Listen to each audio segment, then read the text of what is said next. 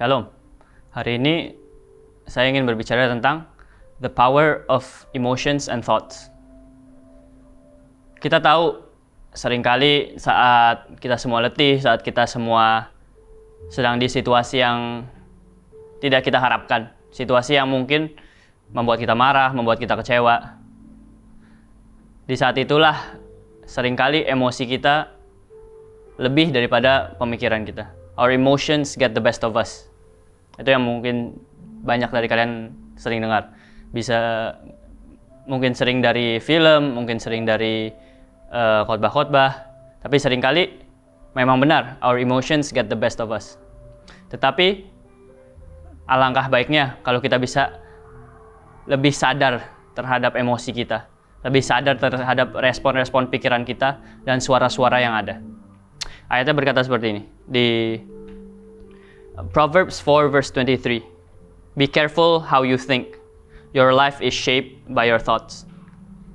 Berhati-hatilah dengan cara engkau berpikir, karena kehidupanmu dibentuk dari pikiran-pikiranmu. Menurut saya, inilah yang sering kali terjadi. Banyak dari kita berpikir bahwa kita tidak bisa, berpikir bahwa kita tidak dicintai, berpikir bahwa kita tidak punya bakat, berpikir bahwa kita nggak dipakai. Tapi seringkali faktanya itu nggak seperti itu.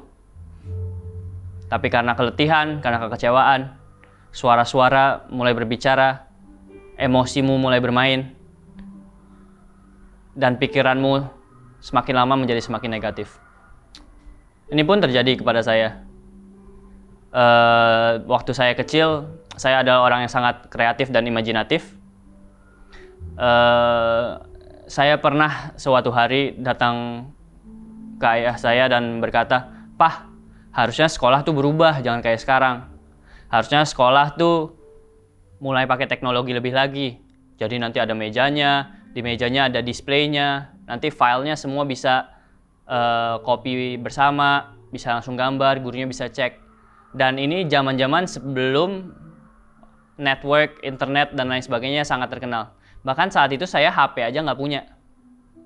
Tetapi di saat itu ada suatu kreativitas yang dari Tuhan yang datang dan ide-ide yang dari Tuhan yang diberikan. Dan keinginan untuk membuat itu muncul.